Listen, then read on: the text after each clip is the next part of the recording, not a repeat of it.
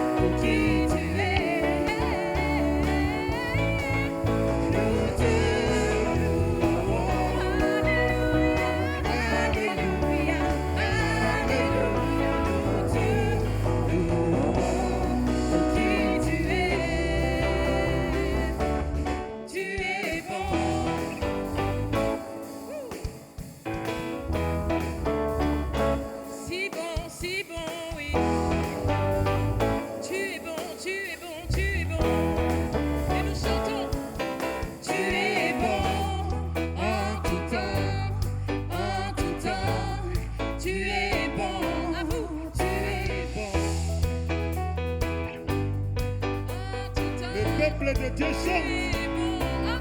Tu es bon en tout temps, tu es bon, tu es bon, tu es bon en tout temps, tu es bon. Dieu, tu es bon et ta grâce envers nous durera jamais. Dieu, tu es bon et ta grâce envers nous durera jamais. Encore, Dieu, tu es bon. Dieu, tu es bon et ta grâce envers nous durera jamais, à jamais. Dieu, tu es bon et ta grâce envers nous durera jamais.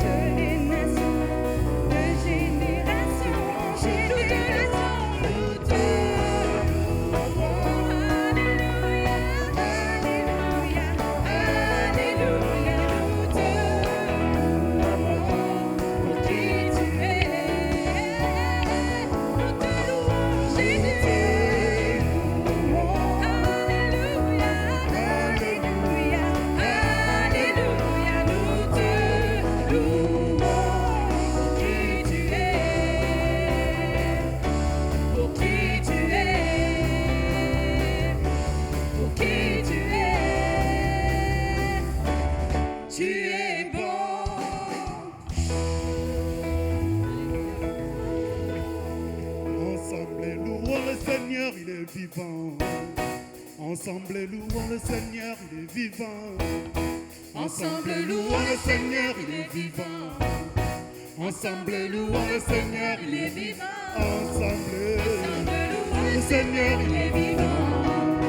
Ensemble louons le Seigneur, il est vivant.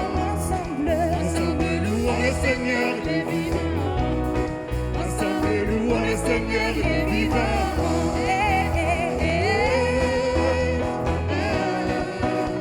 Louons le Seigneur, il est vivant.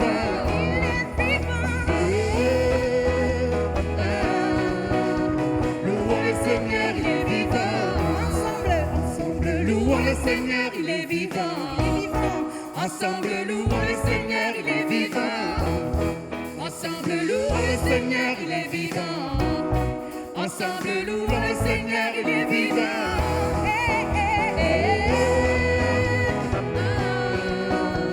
Louons le Seigneur, il est vivant.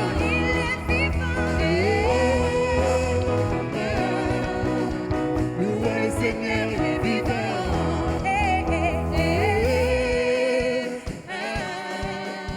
Louons le Seigneur, il est vivant.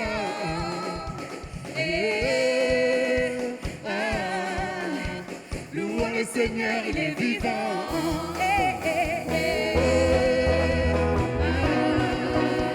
Louons le Seigneur, il est vivant.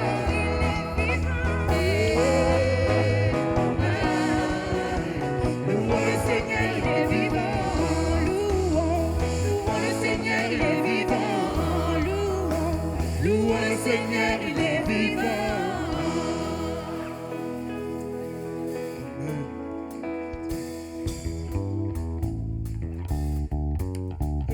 On continue à louer le Seigneur ensemble avec ce chant. Alléluia. Je loue ton nom éternel.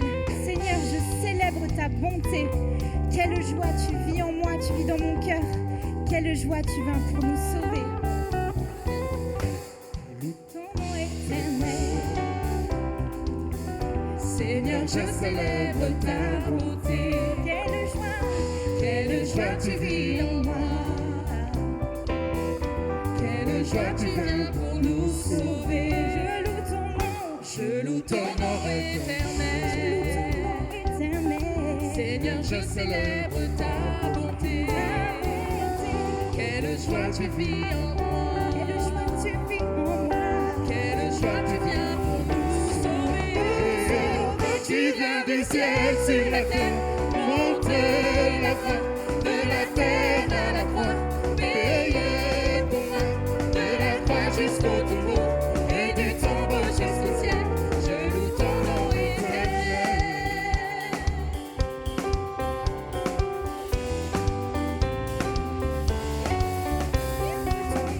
Je loue ton nom éternel. Seigneur, je célèbre ta bonté. Quelle joie tu vis en moi. Quelle joie tu viens pour nous sauver.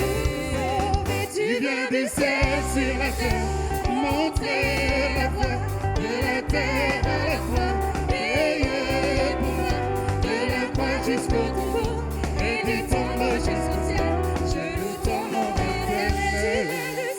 Sur la terre, montrer la voie, de la terre à la croix, payer pour moi, de la croix jusqu'au tombeau, et du tombeau jusqu'au ciel, je loue ton nom éternel.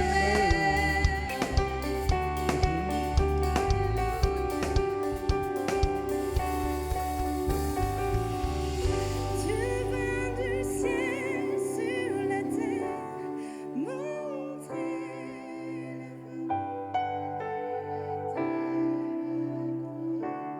Tu viens payer pour moi, de la croix jusqu'au tombeau, et du tombeau jusqu'au ciel. Je veux louer ton nom éternel.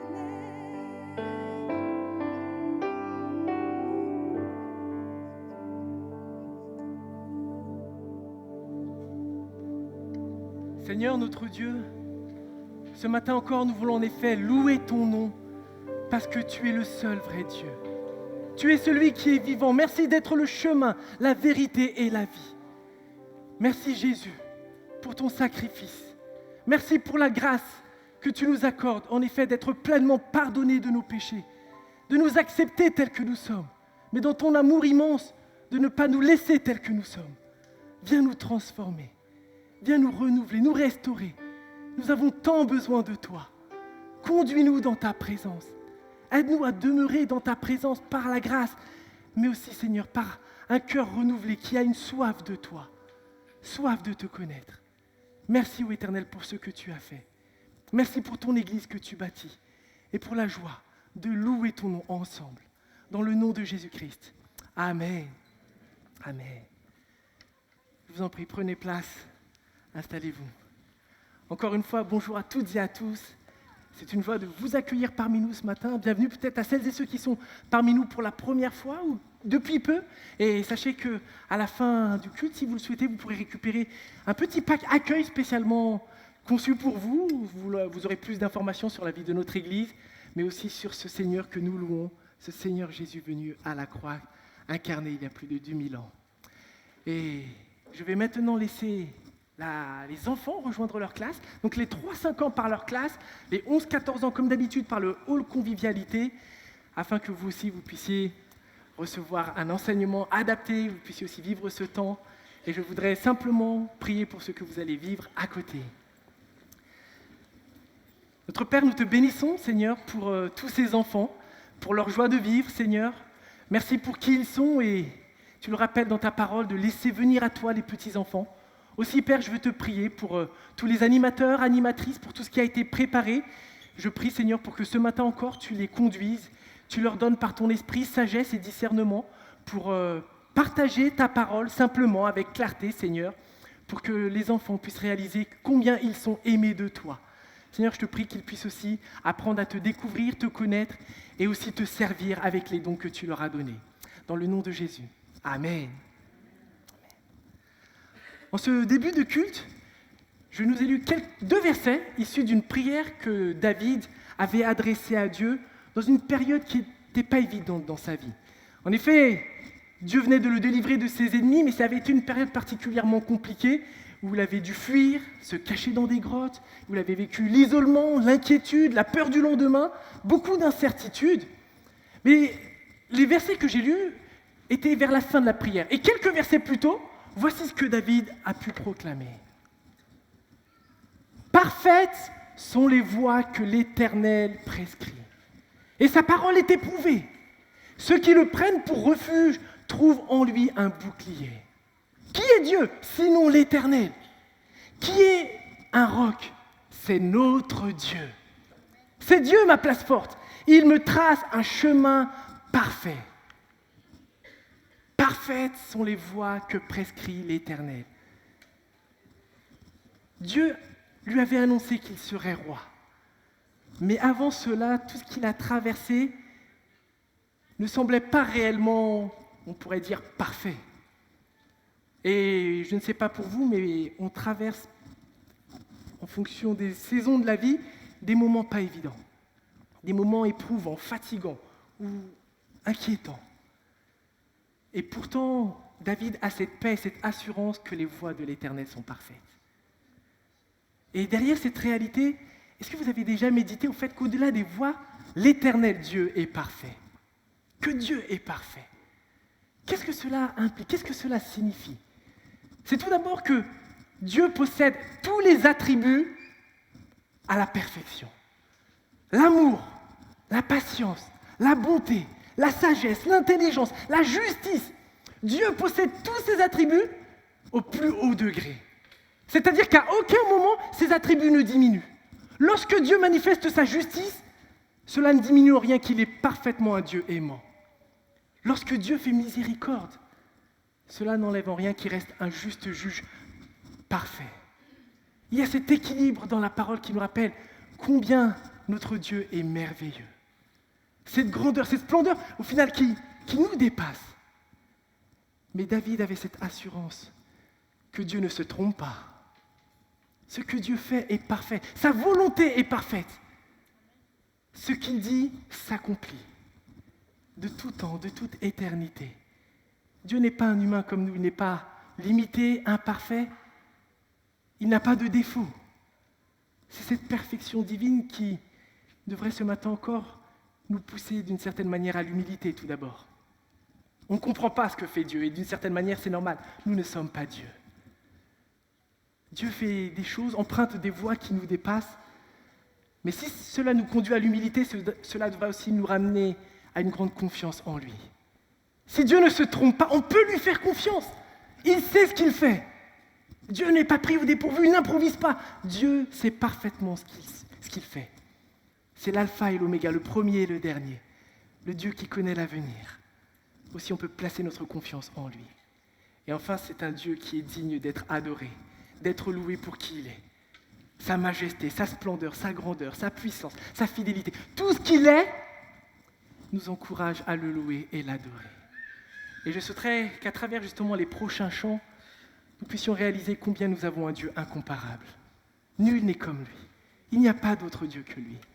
Que nous puissions le louer et nous aurons un temps ensuite de prière où, en effet, nous pouvons tout remettre à ses pieds. Avec cette assurance que la réponse qu'il donnera à nos prières est parfaite puisque ses voies sont parfaites. Je vous invite à vous lever et à louer le Seigneur.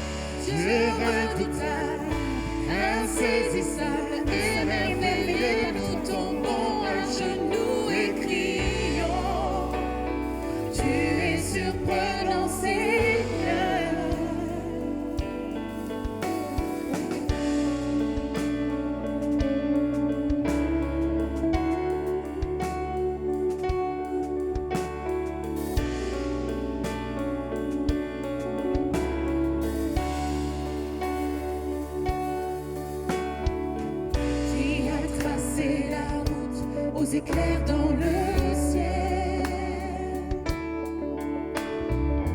Qui a vu les réserves de neige et de pluie?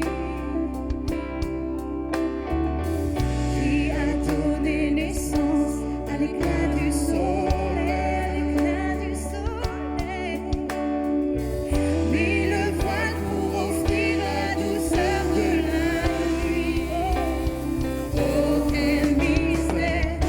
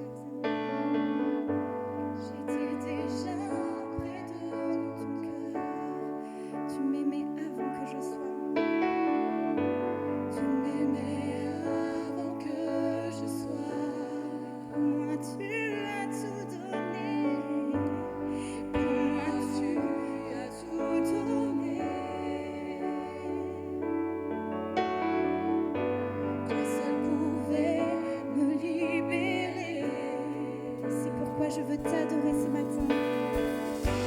C'est pourquoi je veux t'adorer, toi seul est digne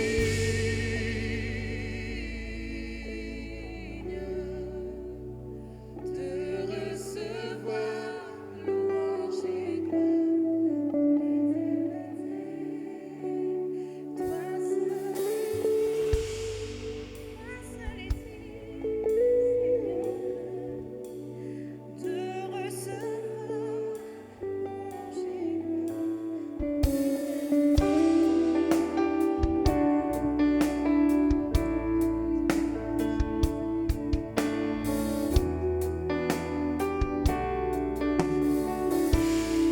Dans ta présence, Dans ta présence, je me tiens, car Seigneur, tu as tout ce dont j'ai besoin. car tu as ce dont j'ai besoin. La joie, la vie et le bonheur Dans tes parvis, sont dans tes parvis, mon sauveur. Toi seul est digne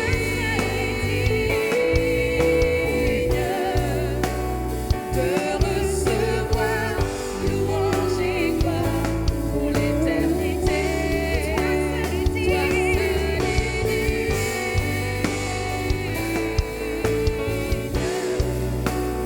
de recevoir louange et gloire pour l'éternité.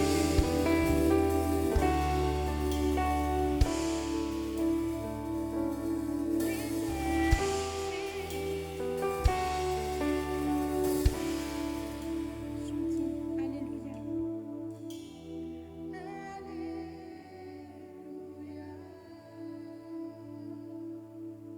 Tellement beau d'entendre l'église chanter. Seigneur, réjouis-toi ce matin des louanges de ton peuple. Chantons Alléluia.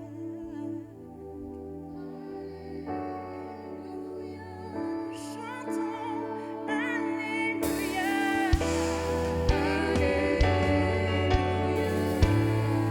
Chantons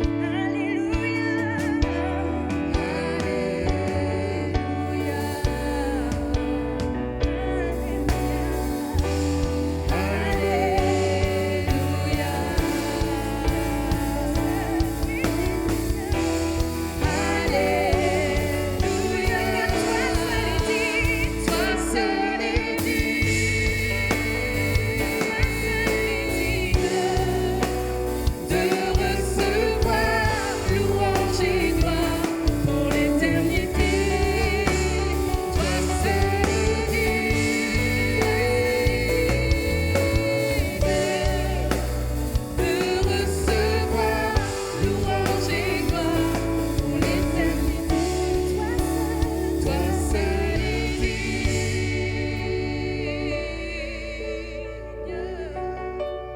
de recevoir louange et gloire pour l'éternité. Toi seul est digne de recevoir louange et gloire pour l'éternité. Seigneur mon Dieu, ce matin, ton peuple veut te louer, ton peuple veut t'adorer. Nous sommes vraiment dans la joie ce matin de savoir que tu es notre Dieu parfait, Seigneur. Nul n'est comparable à toi. Nul ne t'égale, Seigneur. Que vraiment ton peuple puisse te louer ce matin, faire monter vers toi des prières de reconnaissance pour qui tu es.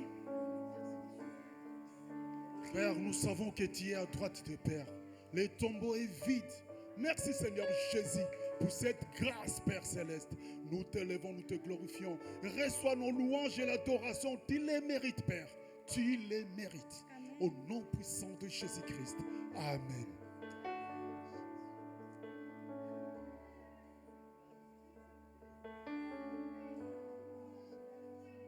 Alléluia.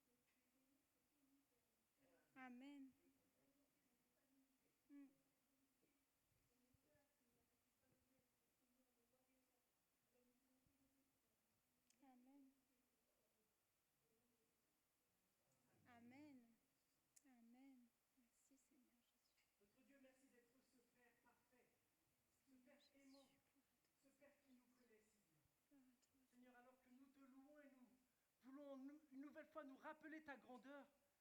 Seigneur, pardon, Seigneur, pour toutes les fois où je cherche à te faire rentrer dans mes plans, au lieu de chercher à rentrer dans les tiens.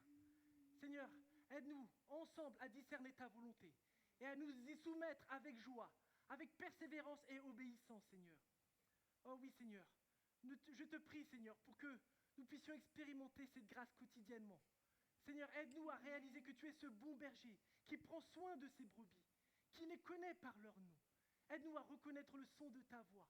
Et en même temps, tu es ce berger qui va chercher la brebis qui est perdue, la brebis égarée, celle qui est blessée, fatiguée. Oh oui, Seigneur, que ce matin, Seigneur, tout obstacle puisse être brisé dans le nom de Jésus, afin d'entrer pleinement dans ta présence, afin de te voir tel que tu es et de te connaître intimement. Oh oui, Seigneur, que ton esprit agisse avec puissance pour que tu sois glorifié. Dans le nom de Jésus. Amen. Amen. Gloire à toi, Seigneur Jésus. Alléluia. Merci, Seigneur Jésus. Ouais. Amen. Ouais. Alléluia. Amen. Merci, Seigneur.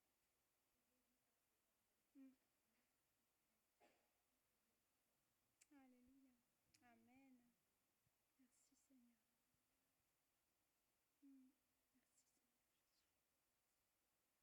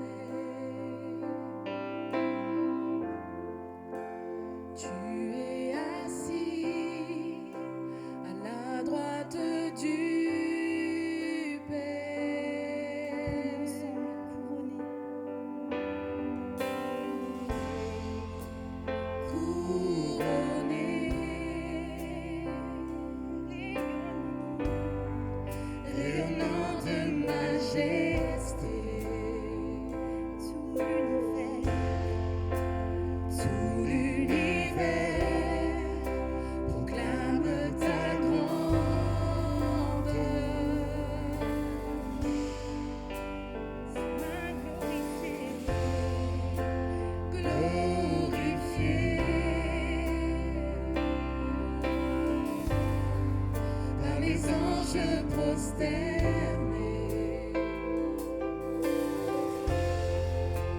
Tu es assis à la droite du Père. Chantons Jésus. Jésus, merveilleux nom, qui est semblable à toi, ô Dieu. Jésus, ton précieux nom est digne d'hommage. Jésus, un est semblable à toi. Jésus, merveilleux nom, qui est semblable à toi, ô Dieu. Jésus, ton précieux nom est digne d'hommage. Nous sommes captivés par toi, Seigneur. Captivés par l'éclat de ta beauté, nos voix s'élèvent pour te rendre gloire. Chantons encore captivés. Nous sommes captivés, captivés par l'éclat de ta beauté. Nos voix s'élèvent, te rendre gloire.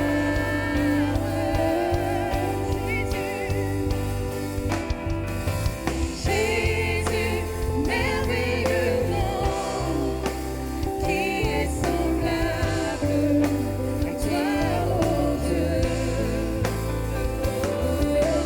Jésus, ton précieux nom est digne d'hommage.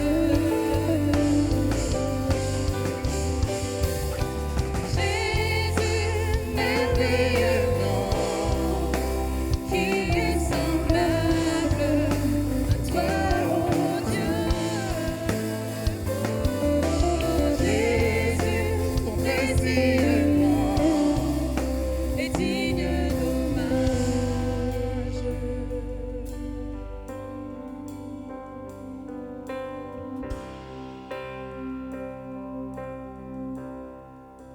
Consolateur, divin rocher, libérateur, prince de la paix, Dieu créateur, Fils bien-aimé, roi serviteur, Seigneur couronné, commencement, ultime fin, soleil levant, étoile du matin, Dieu tout-puissant, Dieu trois fois saint, sauveur vivant, maître souverain, consolateur, divin rocher, libérateur,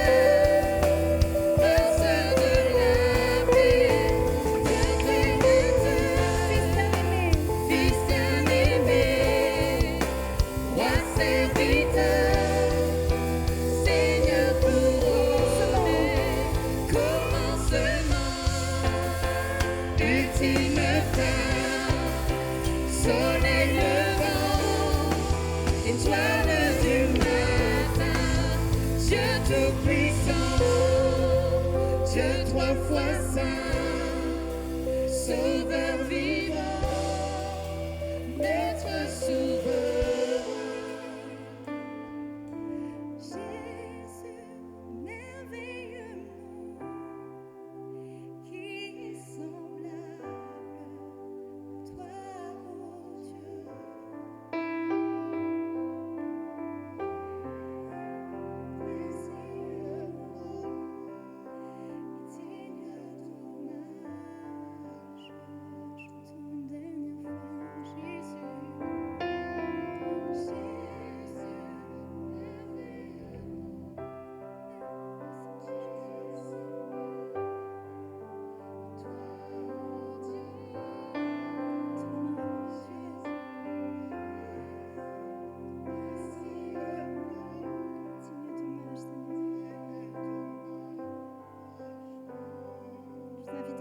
tous ensemble d'une même voix.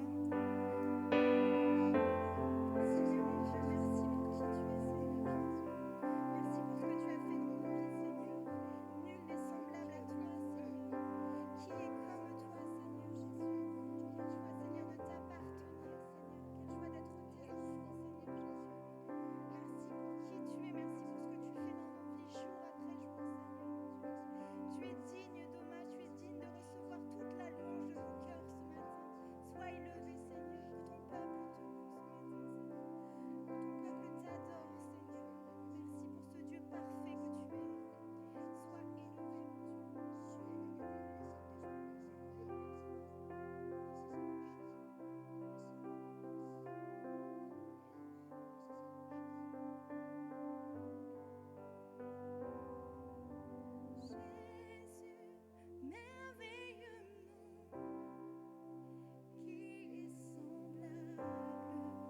est semblable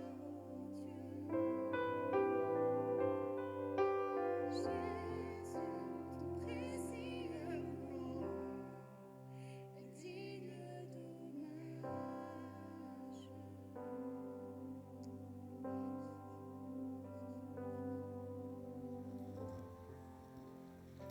Amen. Je vais laisser la parole à Manu qui va venir nous partager la parole de Dieu.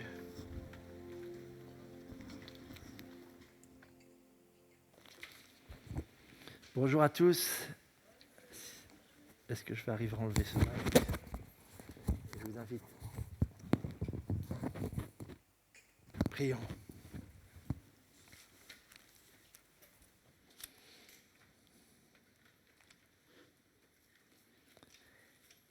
Qu'est-ce que l'homme, Seigneur, pour que tu prennes soin de lui, a dit David. Et ce matin, en te louant tous ensemble, en t'adorant, je ne peux m'empêcher de me poser la même question, Seigneur. Que sommes-nous pour que tu t'intéresses à nous? Tu es tellement au-dessus et élevé, différent de nous. Que sommes-nous, Seigneur, pour que tu t'intéresses à nos vies, aux détails de nos vies? Et pourtant, tu le fais. Et pourtant, tu es venu. Et pourtant, tu es mort pour nous sauver, délivrer d'une vaine manière de vivre et nous apprendre à vivre ton projet. Notre Dieu, ta volonté pour cette humanité, pour cette création est plus que bonne. Elle est parfaite. Nous nous en sommes égarés bien souvent, mais nous te demandons la grâce en Jésus de revenir dans ton projet. Veuille nous accueillir, Seigneur, et veuille nous aider, Seigneur. Veuille nous apprendre à marcher dans ton projet. Veuille nous apprendre à vivre ce que toi tu as prévu pour nous. Veuille nous apprendre à renoncer à nos petits projets, parfois si futiles, si centrés sur nous, Seigneur. Viens dans ta grâce nous permettre de prendre conscience que c'est en toi que se trouve la vraie vie. Oh Seigneur, prends le contrôle dans ta grâce. Accorde-moi les mots qui t'honorent et qui nourriront notre foi pour marcher avec toi. C'est ma prière dans le nom de ton Fils Jésus. Amen. Bonjour à tous. Qui parmi vous, avant d'utiliser un nouveau projet, aime bien lire la notice avant? Est-ce qu'il y en a qui sont comme ça? Oui, plusieurs. Qui d'entre vous, avant d'aller visiter un nouvel lieu, une nouvelle région, aime bien éplucher un peu tous les guides touristiques en amont pour repérer déjà? Ouais, on est un bon nombre à être comme ça. Qui d'entre vous, avant de jouer à un nouveau jeu de société, prend le temps de lire toute la règle? Ouais. Bon, il y a la moitié. Je soupçonne que l'autre moitié qui n'a toujours pas levé la main, peut-être vous faites partie de ceux qui préfèrent au contraire essayer d'abord, tester, voir, vous avez confiance dans votre sens de l'improvisation, vous aimez bien plutôt expérimenter les choses et puis éventuellement revenir vers la notice un peu plus tard. Peut-être vous faites partie de ceux qui préfèrent cuisiner sans aucune recette. Moi, je vous admire. Si je ne suis pas la recette, j'empoisonne la famille. Et on peut voir en tout cas qu'il y a différents caractères d'approche entre ce qui concerne la théorie et la pratique. Et on aborde, alors peut-être selon les domaines, tout cela des fois de façon très différente. Certains aiment en effet bien commencer avec la théorie, être sûr de là où ils vont, aiment bien vérifier, lire la notice, et parfois c'est souhaitable. Une fois dans ma vie, je n'ai pas lu la notice de quelque chose et j'ai failli exploser la maison. J'avais installé la gazinière et je m'en suis remis à l'approche, on va tester. Sauf qu'il y a des endroits où il faut brancher le tube de gaz et d'autres pas. Donc, parfois, il faut passer par la théorie. Pourquoi je vous dis tout ça? Parce que dimanche dernier, on a affirmé avec ce passage dans Éphésiens que Dieu a un projet. Et ce matin, nous allons voir la deuxième partie, comment vivre le projet de Dieu. Et dimanche dernier, je ne sais pas si vous l'avez remarqué, mais je n'ai pas vraiment, et je ne vous ai pas, parce que le texte ne le faisait pas, demandé de faire quelque chose. Dieu a un projet, on a plutôt vu ce que lui a fait, est en train de faire et fera. Et la balle était plutôt dans le camp de Dieu. Et en fait, cette structure, c'est celle du livre de la lettre de Paul aux Éphésiens qu'on lit. Et si vous avez déjà vu cette lettre-là, elle a 6 chapitres. Et les 3 premiers nous parlent essentiellement du fait que Dieu a un projet. Paul décrit ce que Dieu est en train de faire, ce qu'il a fait, ce qu'il veut faire, les conséquences, mais il ne dit pas aux Éphésiens, voilà maintenant ce que vous devez faire. Quasiment jamais. Mais par contre, dans la deuxième partie de sa lettre, 4, 5 et 6, là tout d'un coup, il va basculer dans la pratique et il va responsabiliser et demander de plus en plus aux Éphésiens, voilà du coup comment vous voulez vivre. Et c'est extrêmement important de comprendre les liens les deux parce qu'en fait, cette différence-là, c'est la différence qu'il y a entre la religion et l'évangile. La religion dit très simplement, c'est tu fais, je fais et Dieu répondra. Et tous les modèles religieux sont bâtis à cette approche. C'est-à-dire que c'est nous qui essayons, les hommes, de faire quelque chose, de respecter certaines règles, d'accomplir certains rituels, certaines pratiques, peu importe la religion, dans l'espoir qu'à un moment Dieu me rembourse ou me répond, ou m'exauce ou me bénit selon ce que j'aurais fait. Ça, c'est la religion. Et c'est quelque part profondément enraciné en nous. Mais si l'on comprend bien l'Évangile, on réalise que ce n'est absolument pas le même modèle. Et c'est extrêmement important, quand on a eu une vie religieuse et qu'on découvre l'Évangile, de bien confondre la différence. Et Éphésiens est là justement pour insister. C'est que dans l'Évangile et en Éphésiens, c'est Dieu qui fait. Qui a fait en Jésus-Christ et qui continue à faire. Et la question, c'est comment je réponds à ce qu'il a fait. Mais nous ne sommes pas en premier. Dieu a d'abord fait. Et c'est assez flagrant pour nous, puisqu'on sait très bien que bien avant que vous et moi soyons nés, il avait déjà quasiment tout fait. Tout était accompli. Et la grande question pour nous, c'est comment nous allons répondre. Et donc, en voyant cette lettre d'Éphésiens, on va alterner un peu dans les 3 premiers chapitres, et parfois on ne va pas faire de façon suivie les 6 chapitres, on va un peu alterner, et ce matin, du coup, on va découvrir comment Dieu nous invite à partager et à vivre ce projet. Comment est-ce qu'on bascule de la théorie à la pratique, à la mise en application? Donc, on va regarder ça et on va lire ensemble Éphésiens 4, 17 à 24. Je ne sais pas s'il y a possibilité de pallier un petit peu les spots éventuellement pour qu'on puisse lire à l'écran. Éphésiens 4, 17 à 24. Voici donc ce que je vous dis. Vous voyez comment Paul est déjà plus direct par rapport à tout ce qu'il a dit jusqu'à maintenant. Ce que je vous déclare au nom du Seigneur. Ce n'est pas juste Paul qui parle. Tout ce qu'il va nous dire, il le dit au nom du Seigneur. Vous ne devez plus vivre comme les païens, qui suivent leurs pensées vides de sens. Ils ont en effet l'intelligence obscurcie. Ils sont étrangers à la vie que Dieu donne. Pourquoi? À cause de l'ignorance qui est en eux et qui provient de l'endurcissement de leur cœur. En effet, ayant perdu tout sens moral, ils se sont même livrés à l'inconduite pour se jeter avec frénésie dans toutes sortes de vices. Mais vous, ce n'est pas ainsi que vous avez appris Christ, puisqu'on vous a fait savoir ce qu'il est et qu'on vous a enseigné dans le cadre de votre union, de votre relation avec lui, ce qui est conforme à la vérité qui est en Jésus. Et cela consiste à vous débarrasser de votre ancienne manière de vivre, celle de l'homme que vous étiez autrefois et qui se corrompait en suivant ses désirs trompeurs, à être renouvelé par le changement de ce qui oriente votre pensée. Et enfin, à vous revêtir de l'homme nouveau, créé conformément à la pensée de Dieu. pour mener la vie juste et sainte que produit la vérité. Vous le voyez, dès le premier verset, Paul implique que suite à tout ce que Dieu a fait, maintenant, il n'est plus possible de vivre de la même manière.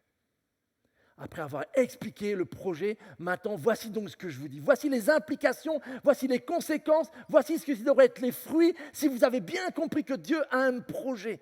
Et si on devait le dire très simplement, c'est que vous devez être différents. Vous qui avez appris Christ, vous devez être différents. Mais du coup, la question c'est, qu'est-ce que ça signifie être différent? Quand j'étais au lycée, je me rappelle qu'on voulait tous se distinguer et l'une des manières par lesquelles on faisait ça, c'était en ayant un t-shirt personnalisé. J'avais des copains qui faisaient leur propre t-shirt, qui gravaient, ou on cherchait à acheter quelque part, alors pas dans les sites internet à l'époque, mais dans une petite boutique, un t-shirt qui allait être unique parce qu'on ne voulait surtout pas avoir le même t-shirt que quelqu'un d'autre. On voulait être tous différents. Et dans mon lycée, il y avait les bacs littéraires. Je ne sais pas si vous vous rappelez des bacs littéraires, mais moi, il y avait les A3, on les appelait. Donc, c'était les bacs littéraires option art. Et pour être différents, ils étaient doués. Ils avaient une créativité. Et parfois, il y en a qui arrivent au lycée le matin. Ah oui, ça, c'est être différent. J'avoue, je plie respect. Et en fait, quand on discutait au-delà des apparences, on se rendait compte que c'était des lycéens comme nous qui voulaient juste avoir leur bac et être acceptés de leurs amis. Mais on cherchait à être différents sur un plan vestimentaire. Quand je suis allé en Corée, c'était tout l'inverse. Là-bas, c'est assez délicat d'être différent parce que comme c'est une société très communautaire, on veut plutôt imiter le groupe. Donc on ne cherche surtout pas à trop se démarquer. Et c'était tellement rigolo et frappant parfois que quand je rentrais le soir de la maison, que j'étais passé par le centre commercial, je disais à ma femme, tu sais ma chérie, j'ai vu ta maman 5 fois aujourd'hui, alors qu'elle n'habite pas dans le pays. Mais parce qu'en fait, j'avais vu des personnes du même âge que ma belle-mère, avec les mêmes vêtements, la même coupe de cheveux. Et je disais, mais je l'ai vu 5 fois aujourd'hui. Alors on rigolait beaucoup, mais parce que là-bas, c'était plutôt important de pas trop se démarquer. Mais si j'avais discuté avec toutes ces personnes, j'aurais vu qu'elles avaient un tempérament et un caractère probablement très différent de celui de ma belle-mère. Mais la différence ne se faisait pas au niveau des apparences. Alors, quelle différence Paul recherche chez les Éphésiens? Dans quel domaine sommes-nous appelés à être différents? Est-ce que c'est un changement de look ou est-ce que c'est un peu plus profond que cela? Une manière de le comprendre, c'est de voir qu'est-ce que Paul dit clairement. Et j'ai mis quelques mots en jaune là pour les faire ressortir de là où il insiste. Il leur dit, certes, vous ne devez plus vivre comme les païens, parce que c'était ce qu'ils étaient. Ils étaient des hommes et des femmes qui avaient grandi dans une société polythéiste, en toute ignorance de la loi de Moïse, et donc leurs mœurs, leur mode de vie, leur attitude vis-à-vis des plus faibles, de un tel, etc., étaient très différents de ce que Dieu voulait. Et ils vivaient comme ça, ils avaient appris. Et là, maintenant, il leur dit de ne plus vivre comme cela. Mais notez ce qu'il leur dit après. Pourquoi est-ce que les gens vivent ainsi, ou vivaient ainsi? Parce que leurs pensées sont vides de sens. Parce que leur intelligence est obscurcie. Parce qu'il y a une ignorance, donc une absence de connaissance de certaines réalités. Ou parce que leur cœur est endurci. Donc on voit très clairement qu'il n'est pas en train de dire « vous devez changer de tenue vestimentaire ». Ce n'est pas là qu'est le problème. En fait, si on devait résumer, vous devez changer votre manière de penser. Intelligence obscurcie, ignorance, cœur endurci, pensée vide de sens. C'est là qu'il y a un changement. Pourquoi? Parce que Paul sait très bien, et depuis que la psychologie est arrivée, on n'a fait que redécouvrir ce que la Bible disait déjà, c'est qu'en fait, nos comportements sont le fruit de ce que nous pensons. Nos comportements sont le résultat de ce que l'on pense. Ce que je fais, ce que je dis, a d'abord trouvé racine dans ce que je pense ou ma manière de penser. Et donc, si les Éphésiens doivent changer de mode de vie, il faut d'abord qu'ils prennent conscience que leur mauvaise attitude dans toutes sortes de domaines vient d'abord de leur manière erronée de penser. C'est là qu'ils doivent agir. Et c'est extrêmement important de comprendre cela, parce que parfois, si on zappe ça, on peut simplement vouloir interdire des comportements, on peut vouloir prohiber, on peut vouloir pénaliser, etc., étouffer, mais si on ne change jamais le mode de pensée, il n'y aura jamais une vraie transformation profonde. Il faut d'abord remonter à la racine et à la source. C'est l'image de l'arbre qui est souvent employée dans la parole de Dieu. Un arbre dont les racines sont en bonne santé produira du bon fruit. Mais s'il y a des mauvais fruits dans l'arbre, ce n'est pas le problème des fruits en fait. Il faut remonter à la racine. Il faut revenir à la source pour voir d'où vient que cet arbre produit de mauvais fruits. Et il en est de même de nous. Et c'est pour ça que Paul, du coup, le dit, mais vous, là est la différence. Ce n'est pas ainsi que vous avez appris Christ. Et notez les mots qu'il emploie. Apprendre Christ, on va voir ce que ça veut dire. Qu'on vous a fait savoir ce qu'il est. En grec, c'est vous l'avez écouté. On vous a enseigné. Vous voyez le type de verbe qu'il a choisi? Il n'est pas en train de dire Christ vous a dit comment vous devez vous habiller. Christ vous a dit comment vous devez manger. Non. Vous avez appris qui est Christ, on vous a enseigné, vous avez entendu son enseignement, vous avez entendu qui il est. Et une phrase clé dans ce verset que nous devons à tout prix bien comprendre, c'est celle-ci. Dans le cadre de votre union avec lui. Il faut prendre le temps de comprendre, parce que si vous n'êtes pas familier avec peut-être le Nouveau Testament, l'union avec Jésus, mais Jésus il n'est plus là, comment est-ce que je peux être uni? Quand on utilise cette expression union avec lui, c'est-à-dire dans cette relation spirituelle, dans cette foi, cette confiance en lui. En tant que chrétien, nous sommes appelés à avoir une relation avec lui. Et ça, mes amis, peut-être nous sommes habitués à cela, mais c'est l'immense différence entre le message de Jésus et tous les autres messages religieux. Je ne le dis pas du tout par mépris, je le dis pour que vous compreniez la différence. Si vous voulez devenir bouddhiste, vous n'avez qu'une seule chose à faire. Vous procurez les écrits de Bouddha et commencez à les lire et éventuellement à les mettre en pratique. Mais à aucun moment, Bouddha vous demandera d'avoir une relation avec lui. Si vous voulez devenir musulman, vous devez vous procurer un Coran, à commencer à le lire, mais nulle part vous trouvez une sourate qui vous encourage à avoir une relation avec le prophète. Si vous voulez devenir un sage grec, lisez Socrate, lisez Platon, etc. Mais à aucun moment donné, ces hommes vont dire « il faut que vous ayez une relation avec moi ». Et je pourrais continuer comme ça. Vous voyez l'immense différence? C'est que par contre, si vous voulez devenir chrétien et que vous commencez à vouloir obéir à l'enseignement de Jésus sans relation avec lui, vous êtes condamné à l'échec.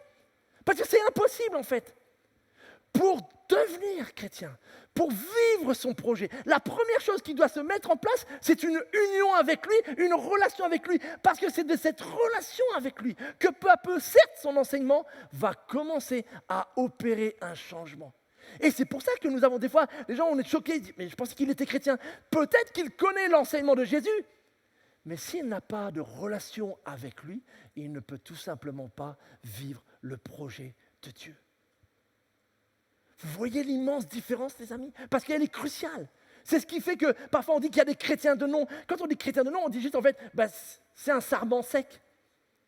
Il sait peut-être des choses, il a peut-être une Bible, il a peut-être un poisson sur sa voiture, j'en sais rien. Mais s'il n'a pas de relation, il est aussi mort qu'un bout de bois. C'est la relation, l'union avec Christ qui fait la vie. Et c'est pour ça que les premiers chrétiens apprenaient, pas juste à savoir ce que Jésus a dit, mais à comprendre comment il avait vécu. Apprenez, c'était extrêmement important pour eux parce que c'était de cette vie qu'ils allaient se nourrir. Et que toute cette transformation, et c'est toute cette image de l'union avec Christ qui est souvent utilisée avec le cep de la vigne que Jésus lui-même a dit, « Demeurez en moi et je demeurerai en vous ». Personne n'a jamais parlé comme ça. Et à moins de comprendre ce que Jésus est en train de dire, que par sa vie spirituelle, il vient en moi, cette phrase-là n'a aucun sens. Comment je peux demeurer en quelqu'un qui n'est plus là? Mais spirituellement, par le dialogue, par la prière, par la lecture de sa parole, une relation s'établit et alors la sève spirituelle qui est en Christ vient donner vie au sarment sec que je suis. Vous comprenez? Et ça c'est le b.a.-ba de la vie chrétienne, mais je veux vraiment remettre ce cadre-là parce que beaucoup de gens appréhendent la vie chrétienne comme une religion et s'étonnent de ne pas y arriver. As-tu cette relation? As-tu cette connexion? As-tu cette union? Prends le mot que tu préfères, mais il faut que tu l'aies. Il faut que tu aies cette vie de Dieu en toi. Et elle est possible, elle est par la grâce. Pourquoi? On l'a dit, c'est Dieu qui le fait, c'est Dieu qui me le propose. Ce n'est pas quelque chose que tu dois inventer, créer par toi, mais c'est quelque chose que tu dois recevoir. Le sarment, il reçoit la vie du cep. Il n'essaie pas d'inventer la sève. Il la reçoit. Puissions-nous tous expérimenter cela. Et c'est de cela que l'on va pouvoir commencer à aborder cette transformation. Comment est-ce qu'elle s'opère? Et il y a 3 étapes. Voici ce que nous dit Paul. Cela consiste à vous débarrasser. Première étape, c'est de se débarrasser. En fait, il y en a 3. Il va parler de débarrasser, de se renouveler et de se revêtir. Et là, on a une image. Est-ce que Paul voulait vraiment utiliser un langage enfantin, pédagogique pour que tout le monde comprenne? Mais c'est ce que vous faites quasiment tous les jours. Vous changez vos vêtements de la veille, vous prenez une douche et vous en remettez des nouveaux. On fait ça à peu près quotidiennement, je pense. Je l'espère. Se débarrasser. Dans d'autres versets, on trouve l'image de se dépouiller. Qu'est-ce que Paul veut dire? Il y a un certain nombre d'actes, de paroles, d'attitudes dont peu à peu, je vais être appelé à me débarrasser. Ce n'est pas quelque chose qui se fait une fois pour toutes en un instant. C'est quelque chose que je suis appelé à faire au fur et à mesure que je réalise qu'il y a certaines choses, il serait peut-être temps de m'en débarrasser. Des attitudes. Je me rappelle une image, peut-être vous avez remarqué quand on fait des baptêmes ici, les personnes ont une belle tunique blanche. Mais dans l'église où j'ai grandi et où je me suis fait baptiser, j'ai même retrouvé une photo collector. Donc vous voyez votre pasteur, à l'époque où il était encore maigre et beau et jeune surtout. Voilà. Mais on avait une tradition dans notre église, et ça ne se voit pas, et malheureusement je n'ai pas de photo de l'après-baptême. C'est qu'en fait, on se faisait baptiser avec des vieux vêtements. Vous ne le voyez pas, mais en fait mon jean avait un trou, et ma chemise avait déjà été raccolée par ma mère à un endroit. On se faisait baptiser avec des vieux vêtements qu'on ne remettrait plus jamais. Et on se faisait baptiser avec ces vêtements-là. Et après, alors le pantalon, je l'avais déjà mis, je vais être honnête, mais le t-shirt, c'était un nouveau t-shirt. Et on mettait, c'était symbolique, on est d'accord. Mais c'était cette idée que je me suis débarrassé de vieux vêtements, de vieux, voilà. Et je revais une tenue nouvelle que j'aime, qui sent le neuf, etc. Et c'est cette image-là. Et si les gens faisaient ça lors du baptême, c'est parce que c'est une image forte de la vie chrétienne. Il y a un certain nombre, et on va y revenir, de choses dont je dois me débarrasser. Donc il faut les identifier. Ça, c'est le premier. Mais avant de voir ça, il y a un danger. Il y a un danger parfois, c'est d'arrêter le message chrétien à cette étape-là. Ah, donc en fait, quand je deviens chrétien, je dois arrêter de faire ceci, arrêter de faire cela, arrêter de faire ceci, arrêter de faire cela. Et du coup, peu à peu, en fait, ça ressemble à une nouvelle loi, en fait. C'est que finalement, la vie chrétienne, c'est que tu bois plus, tu manges plus, tu fais plus ceci, tu bois plus, tu sors plus, tu danses pas, surtout pas danser, etc., etc. Et donc, en fait, on se dit, mais c'est une tuerie, ce truc. C'est que des interdits, en fait. Et là, vous voyez combien c'est le boulevard pour le légalisme. Quoi, tu t'es pas encore débarrassé de ça? Quoi, t'as pas encore jeté ça? Quoi, t'as pas encore fait ça? Et moi, je me rappelle, quand mon frère et moi, on est devenus chrétiens, on était quand même ados, on écoutait de la musique et tout n'était pas très catholique, je reconnais. Mais on avait quelqu'un qui était un peu maladroit et qui nous a fait comprendre qu'il fallait vite jeter nos CD, sinon on allait le droit en enfer. Probablement, le contenu de certains de nos CD, on a fini par les jeter. Mais je ne suis pas sûr que c'est la meilleure manière de nous expliquer comment Jésus nous transforme réellement. Parce que la vie, le projet de Dieu, c'est la vie. Et certes, il y a un certain nombre de choses dont je suis appelé à me débarrasser, à me dépouiller. Pour quel but? Pour me revêtir. Et ça, c'est la partie belle et importante qu'on peut oublier si on n'est que dans l'interdit. Tu ne dois plus faire ceci, tu ne dois plus faire cela. C'est que je suis appelé à me revêtir, et pas de n'importe quoi. À me revêtir de l'homme nouveau. Dans d'autres textes, Paul nous dit qui est cet homme nouveau? Me revêtir de Jésus-Christ. Je suis appelé à me revêtir de nouvelles attitudes, d'une capacité à prier, à louer, à pardonner, à aimer mon prochain, à défendre la justice. Il y a plein de choses formidables que maintenant je peux me revêtir. Des choses belles et louables. Et c'est ça le projet. Et il nous faut à tout prix maintenir les deux. Et là aussi, il y a un danger. C'est que parfois, on peut vouloir se revêtir des nouvelles choses, mais sans avoir enlevé les vieilles. Ça s'appelle du déguisement. Mais ce n'est pas la vie chrétienne. En plus, si vous mettez des choses très belles sur des vieux vêtements sans la douche entre, l'effet, il est de courte durée. Il faut les deux. Il y a des choses, c'est vrai, qu'il vaut mieux peu à peu. Ça peut être des relations, ça peut être des films, ça peut être du contenu musical, ça peut être des livres que j'ai lus dans le passé, ça peut être des anciennes pratiques. Oui, il va falloir à un moment donné faire le ménage. C'est vrai, et étape, et Dieu nous révèle.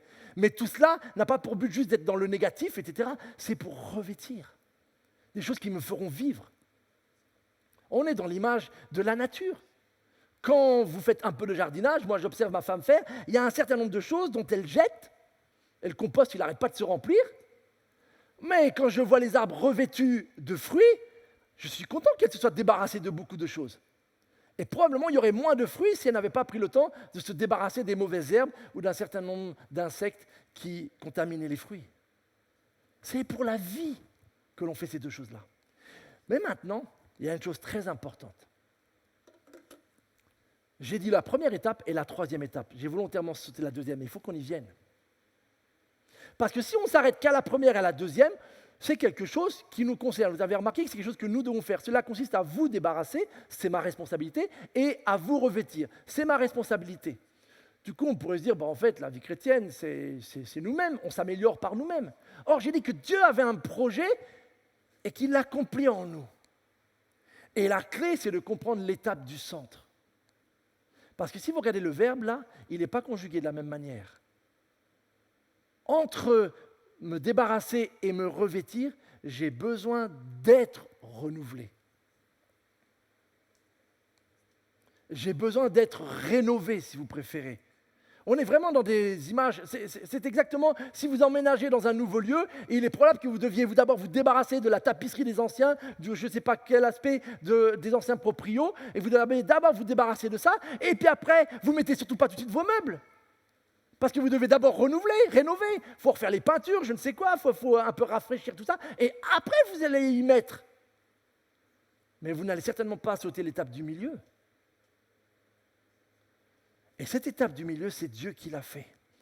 On y participe, mais j'aimerais vraiment prendre le temps juste de vous l'expliquer et attirer votre attention sur le fait que c'est là justement que l'union avec Christ va jouer tout son rôle. C'est Dieu qui nous renouvelle par son esprit. Ce n'est pas toi et moi qui nous lançons dans un projet où je vais m'améliorer moi-même. Dieu veut et va jouer son rôle. Me renouveler spirituellement. Et c'est ce que l'on constate très souvent lorsque Jésus rencontre différentes personnes. Prenons l'exemple de Zachée, en 2 mots. Zachée, c'est un homme qui a vécu pour l'argent. L'argent a une place, et donc le matérialisme probablement, a une place omniprésente dans sa vie. Il aime cela. Et il aime, et ça lui apporte sa sécurité, sa confiance. Voilà que Jésus débarque chez lui. Jésus ne lui dit absolument rien sur son mode de vie. Et quelques instants après, à la fin du repas, probablement, Zachée dit, je vais redonner. Je vais donner généreusement aux pauvres, à ceux à qui j'ai volé, je vais donner. Qu'est-ce qui s'est passé? Voilà un homme qui avait besoin de se débarrasser, mais qui le lui a dit? Mais l'attitude de Christ qui est venu dans sa maison, l'amour de Christ qui ne l'a pas condamné, bien qu'il savait très bien l'attachement, et pourtant Jésus a dit, tu n'auras pas d'autre Dieu. Hein? Mais dans sa grâce, Jésus est venu quand même dans sa maison, à souper chez lui, etc., à manifester de l'amour, alors que tout le monde haïssait Zachée pour tout son travail de collecteur d'impôts. Qu'est-ce qui a changé? L'extérieur de Zachée? Il a donné de l'argent? Bien sûr que non. Qu'est-ce qui a vraiment changé? C'est son être intérieur. C'est que tout d'un coup, en lui, l'amour, la grâce de Jésus-Christ, la confiance, l'a libéré d'un lien, d'une dépendance des biens, de la richesse, qui a fait que tout d'un coup, certes, il en avait, mais il n'y était plus attaché. Mais le véritable changement de Zachée, il n'est pas lieu à l'extérieur, il n'a pas changé de tenue vestimentaire, il a eu lieu à l'intérieur. Et c'est ce que Christ fait lorsqu'il nous rencontre. C'est lui qui le fait. Mais ayant dit cela, je veux attirer votre attention sur que, en fait, on participe un petit peu. Parce qu'on pourrait dire, bon, vas-y, Seigneur Jésus, change-moi, et je me mets les doigts de pied en éventail sur ma chaise longue, vas-y, change-moi, fais de moi un bon chrétien. Non. Parce que regardez ce qui doit changer. Je dois changer par ce qui oriente ma pensée. Dans d'autres traductions, vous avez quant à mon intelligence ou ma pensée. J'y participe en fait. Pourquoi? Rappelez-vous, les Éphésiens, c'était quoi leur problème de leur comportement? C'est qu'ils avaient des pensées vides de sens, qu'ils ignoraient la vie que Dieu donne, qu'ils avaient l'intelligence obscurcie. Donc ça veut dire que je dois maintenant changer. Et c'est pour ça que nous devons en effet apprendre à nourrir nos pensées. Avant de dire toujours à quelqu'un « arrête de faire ceci, arrête de faire cela », nous devons l'encourager à nourrir ses pensées d'une toute autre nourriture. Et c'est là où vient notre participation. C'est que si je veux changer, mais que je ne veux avoir aucun rapport avec ce livre. Si je veux changer, mais que prier, ça me saoule, etc., je n'ai pas le temps, c'est fatigant, puis je ne vois pas à quoi ça sert. Si je veux changer, mais l'église, non, ce matin, je suis fatigué, etc., etc. Dieu aura beau vouloir vous renouveler, il ne va pas le faire de force, en fait. Et c'est là où on y participe. C'est bien lui qui le fait, mais j'y participe en m'offrant à lui. Lorsque je lui ouvre sa parole et je dis, Seigneur, je voudrais méditer ce que tu as écrit pour moi. Nourris mes pensées, change mes pensées, Seigneur, renouvelle-moi. Il va le faire. Lorsque je prends du temps dans la prière, à lui partager peut-être mes fardeaux, mes soucis, mes préoccupations, à prier pour telle ou telle circonstance, pour quelqu'un. Pendant ce temps de prière, vous croyez que Dieu a les bras croisés? Non. Avant même que vous ayez prié et pendant que vous priez, son esprit est en train de nettoyer votre cœur. Il est en train d'agir et d'y mettre sa vie à lui. Pendant que nous chantions ce matin, qu'est-ce que vous croyez? Que Dieu dormait, lui? Au même moment où nos âmes s'exaltaient et s'élevaient vers lui, l'Esprit parcourait la salle et nous apportait peut-être aux uns aux autres de la consolation, du réconfort, une sécurité, un soulagement. Peut-être vous aviez une semaine difficile et il est venu. Et son esprit. Mais vous voyez, c'est que quand je m'offre à lui, c'est comme quand on a un robinet, quand j'ouvre le robinet, l'eau arrive. Donc c'est là où je participe. Nous ne sommes pas l'eau. Mais si je refuse d'ouvrir le robinet, j'aurai soif et puis voilà. Donc j'y participe. Et c'est cela, mes amis, que nous sommes appelés à vivre. Et ces 3 étapes, elles sont extrêmement importantes pour comprendre comment ce projet de Dieu va se manifester. Je vous donne juste un exemple concret et après je vous invite à faire un exercice pour vous cette semaine. Imaginons quelqu'un qui lutte avec la colère, par exemple. On prend cet exemple-là. Ça marche pour tous les exemples que vous voulez prendre. Pour quelqu'un qui lutte avec la colère. Si je lui dis « arrête de te mettre en colère »,« arrête !» Si vous avez un enfant qui est colérique, lui dire sans cesse « arrêtez », ça n'a jamais arrêté quoi que ce soit. Ça n'aide pas. Qu'est-ce qu'il va falloir? Eh bien, si on met en pratique cet exemple, peut-être qu'il faut d'abord identifier de quoi il faudrait, par rapport au rapport avec la colère, se débarrasser. Si j'écoute de la musique qui me met les nerfs à vif, si j'écoute des images violentes, si je joue à des jeux vidéo qui nourrissent cette agressivité, probablement, à un moment donné, il faut que je me débarrasse de certaines choses. Parce qu'elles alimentent ce tempérament colérique. Donc il faut les identifier. Et chacun va voir pour son cas. Mais ce n'est pas la seule étape. Si je m'arrête là, une fois de plus, on retombe dans le légalisme. Arrête de te mettre en colère, et puis fais ce qu'il faut et ça viendra de toi. Non. Il va falloir que je puisse vérifier quelle vérité de Dieu j'ai besoin de nourrir en moi. Parce qu'il y a plein de formes de colère. Je peux me mettre en colère pour une situation d'injustice, mais je peux me mettre en colère parce que j'ai peur. Je peux me mettre en colère à cause d'un sentiment d'insécurité. Je peux me mettre en colère à cause d'un sentiment de trahison dans des relations. Et vous voyez que ce n'est pas du tout le même type de colère. Et donc, si je suis sensible à ce type de colère, je vais devoir dire, mais de quoi est-ce que j'ai besoin ? Si c'est le sentiment d'injustice, je vais me nourrir mes pensées du fait que Dieu est un juste juge et que Dieu fait justice en son temps. Et je vais méditer ces réalités-là. Je vais trouver des psaumes qui parlent de cela. Si c'est le sentiment d'insécurité, si c'est la peur, l'angoisse qui suscite en moi des éclats de voix et des colères, je vais apprendre à me nourrir. Et là aussi, j'aurai un bon nombre de psaumes et de paroles qui vont me permettre de nourrir mes pensées du fait que Dieu m'invite au calme. Et une fois que je vais avoir trouvé comment, peu à peu, travailler mes pensées, par la louange, par le culte, par la communion fraternelle, par la prière, par la méditation, que je vais ouvrir le robinet, je vais pouvoir alors peu à peu porter des nouveaux fruits. Et c'est un processus, comprenez bien, ce n'est pas quelque chose que l'on fait comme ça en un instant. Mais si je active et que je fais à la fois ma part et que je demande à Dieu au centre et dans toutes les étapes de faire sa part, oui, on peut peu à peu transformer son tempérament, peut-être colérique ou autre, par la grâce de Dieu. Et en tout cas, il va le façonner de telle sorte à ce que les fruits de l'esprit puissent apparaître.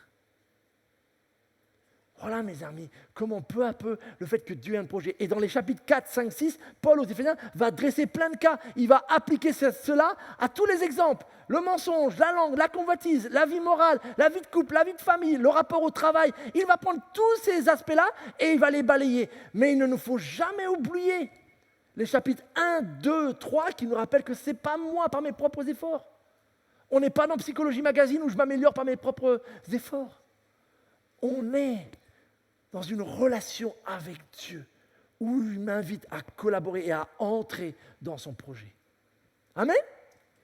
Voici votre exercice. Parce que là, j'ai travaillé, mais c'est à vous maintenant.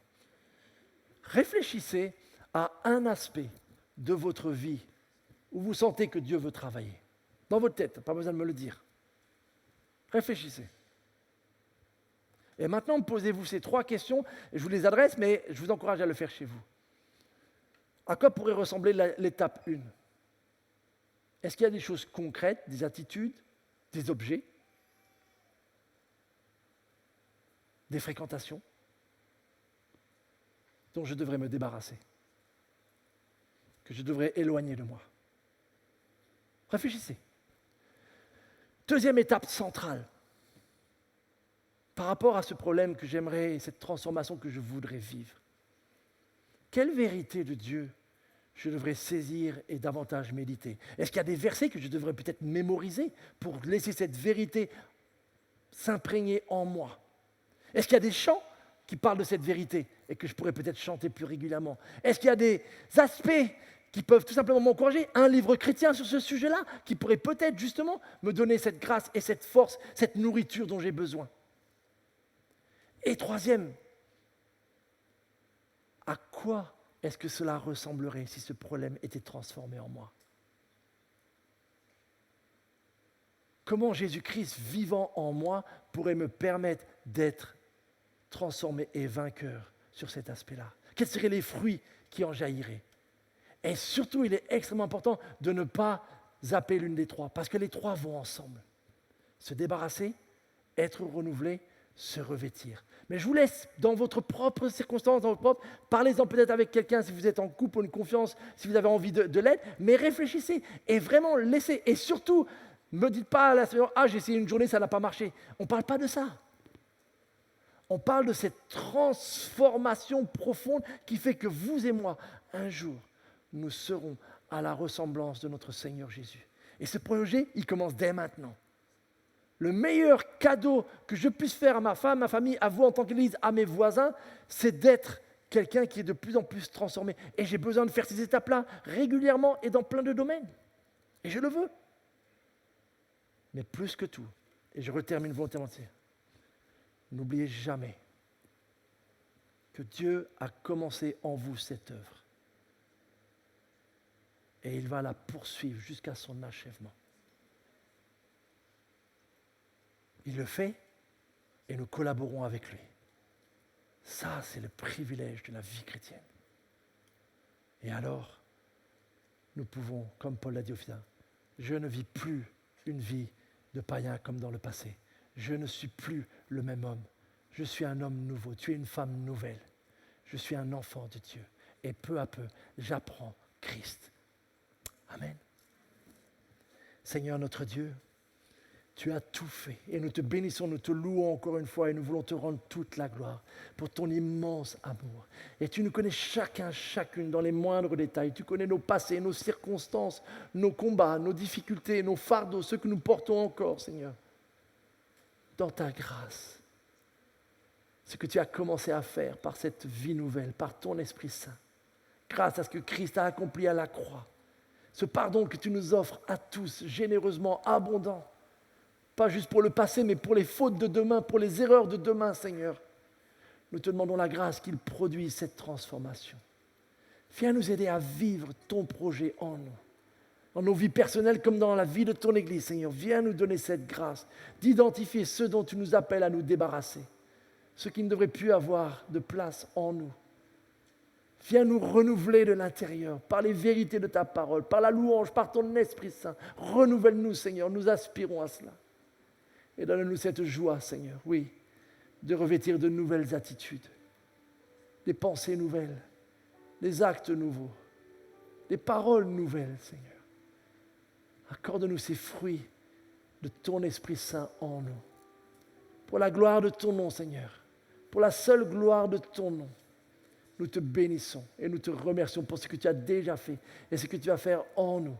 Aide chacun de mes frères et sœurs dans ce projet, Seigneur. Aide-les. Fortifie ceux qui sont peut-être découragés, qui ne croient plus, Seigneur, à cette transformation possible, Seigneur.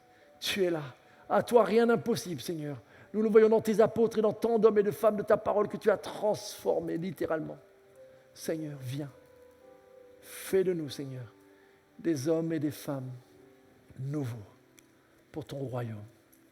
Dans le nom de Jésus. Amen. Majesté, Majesté, ta grâce m'a trouvée telle que je suis. Je n'ai rien à moi, mais en toi je vis. Majesté, Majesté, par ton amour, je suis transformée en présence de ta majesté. Et je vous invite à vous lever pour qu'on puisse nous présenter tels que nous sommes, comme une réponse à ce que nous a apporté Manu, de dire à Dieu, me voici tel que je suis. Et par ton amour, par justement cette relation que j'ai avec toi, que je veux approfondir avec toi, je peux être transformée. Amen.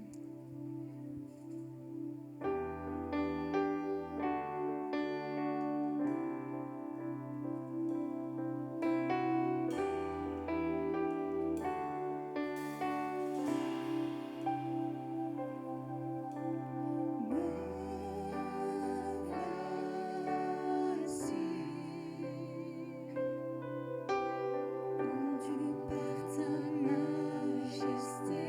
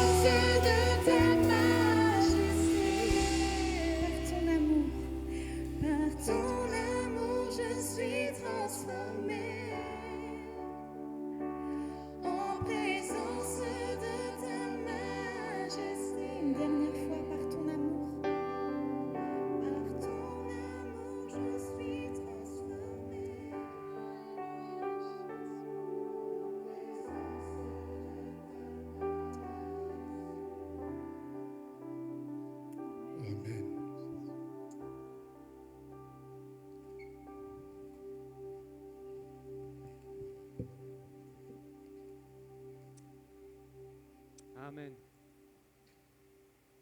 Vous m'entendez? Oui. Quelques annonces, les amis, pour terminer notre culte. C'est une rentrée animée, on a plein de choses qui reprennent. Et on est vraiment reconnaissant, en tout cas, de voir l'enthousiasme de la reprise.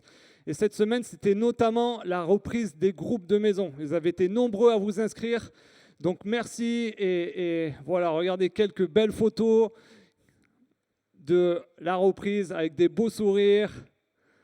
Vous voyez, et c'est toujours un moment chaleureux où on peut vraiment partager de nombreuses choses pour allier ce qu'on entend le dimanche, les vérités qu'on entend avec les réalités de la vie, discuter, échanger et connaître plus de monde. Ça, c'était nos groupes visio.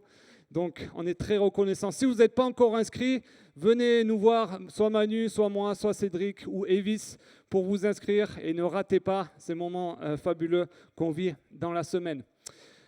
Il va se passer beaucoup de choses encore aujourd'hui et cette semaine. D'abord, il y a la librairie. Vous les voyez, ils sont déjà en place là-bas, tout au fond, les amis de la librairie. Donc, allez faire un tour en sortant pour prendre des bonnes choses et offrir aussi et vous édifier. Autre chose qui va se passer, c'est pour toutes les personnes qui sont nouvelles, on va dire, dans l'Église, entre guillemets, en tout cas avec qui on n'a pas eu l'occasion de faire la connaissance, tous ceux qui se sont inscrits. Et si vous n'êtes pas inscrit, vous pouvez quand même venir aujourd'hui. Par contre, vous, la sortie, ce ne sera pas de ce côté, mais de ce côté. On vous a réservé un espace particulier où on va prendre du temps pour faire connaissance, discuter ensemble, vous partager un peu plus sur les valeurs, la vision de l'Église, vous faire visiter aussi tous les locaux et prendre ce temps de qualité avec vous pour vous connaître. Donc à partir de, là il est 12h10, vers 12h20, 12h30, vous pouvez vous rendre de ce côté et les autres, vous pouvez sortir de ce côté comme d'habitude. Autre chose qui va se passer aujourd'hui, c'est notre assemblée générale. Donc cet après-midi à 15h30, où il y a beaucoup moins de sourires que l'apéritif welcome là, je vois. Non, je plaisante. C'est toujours un bon moment aussi où on partage des choses concrètes de la vie de l'Église, où on vote, où les membres sont amenés à se positionner pour l'avenir, etc. Donc encore une assemblée générale excitante que nous allons vivre cet après-midi et à laquelle on vous invite à participer, tous les membres. Si vous n'êtes pas membre, vous pouvez aussi venir participer. C'est tout à fait ouvert pour en savoir un peu plus sur les backstage de l'Église et tout ce qui se passe en off aussi. Si vous ne pouvez pas participer, je vous rappelle que vous devez remplir un bon pour pouvoir. Venez me voir à la fin si vous n'en avez pas. Sinon, donnez-moi-le en main propre pour cet après-midi. Et important pour les membres qui vont venir, apportez votre stylo pour éviter qu'on se passe les stylos de main à la main. Donc, apportez votre propre stylo pour signer sur les listes d'émargement. Ce qui va se passer maintenant cette semaine, c'est une semaine particulière parce que ça va marquer le début du mois d'octobre.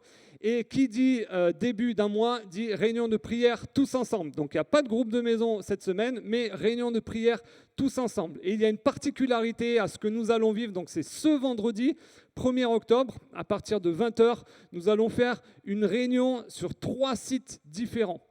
Donc il y aura une réunion de prière à Ponto, ici même dans cette salle. Il y aura une réunion en même temps au Plessis-Trévise. Vous voyez peut-être pas ici l'adresse, mais c'est chez la famille de Ratani, avenue de Queuilly. On va vous envoyer cette semaine aussi toutes les adresses. Comme ça, vous pourrez la voir sur votre smartphone pour chercher avec votre Waze. Et il y aura aussi une réunion de prière à Roissy-en-Brie en même temps. Donc c'est dans notre dynamique de continuer à prier pour ces villes et d'être à l'écoute du Seigneur pour qu'il nous guide pour la reprise de notre projet multisite. Donc si vous êtes plus du côté ouest, rendez-vous à la réunion de prière du Plessis. Si vous êtes plutôt au centre, côté Ponto, rendez-vous ici même vendredi à 20h. Si vous êtes côté est plutôt, rendez-vous à Roissy-en-Brie, à l'école Graines de Moutarde, comme on a fait à notre semaine de jeûne et prière. Donc je vais vous envoyer toutes les infos dans le Ponto Hebdo avec les adresses, etc. aussi pour vous y rendre. Donc encore un moment clé à ne pas manquer pour la vie de notre Église. Autre chose qui va se passer samedi prochain, donc le 2 octobre, c'est que nous aurons une cérémonie spéciale pour la présentation d'enfants au Seigneur. Vous savez que nous ne faisons pas les baptêmes des enfants, mais nous avons le souhait de présenter les parents et les enfants à notre Seigneur Jésus-Christ, afin qu'ils puissent accompagner, aider les parents et faire grandir leurs enfants dans la présence de notre Dieu. Donc c'est ouvert à tous, vraiment, pas seulement les parents qui vont faire une présentation des enfants, mais vous êtes vraiment la bienvenue samedi à 16h pour participer à cette cérémonie. Toujours, il reste des places pour notre programme d'Alpha Couple, pour tous les couples qui veulent apprendre à construire leur couple ou se rappeler des bons vieux souvenirs, de ranimer la flamme de leur couple. C'est un programme qui est fait pour les couples de tout âge. Donc vous êtes vraiment la bienvenue pour participer. Je crois qu'il nous reste 2 places, me dit Nadia. Donc les places sont chères. Donc si vous voulez participer ou avoir des infos, allez voir notre super Nadia qui est là. Je n'ai pas mis ta photo cette fois, Nadia. Donc, allez voir Nadia qui est juste devant là, elle vous donnera des informations. On a la joie aujourd'hui d'avoir notre Tim Dougou et sa super épouse qui sont là parmi nous. Et qui vont bientôt se marier, figurez-vous. Rappelez-moi, c'est le 16 octobre, hein, c'est ça? En Alsace, ce ne sera pas chez nous. Mais prenez le temps d'aller les voir, de les féliciter, d'aller discuter avec eux, de les encourager pour leur mariage. On est trop contents de vous voir en tout cas. Et j'espère qu'on aura des belles photos. Hein. Ça m'étonne, on n'a pas eu de gros big up quand même pour eux. On peut leur faire un gros big up là? Ouais.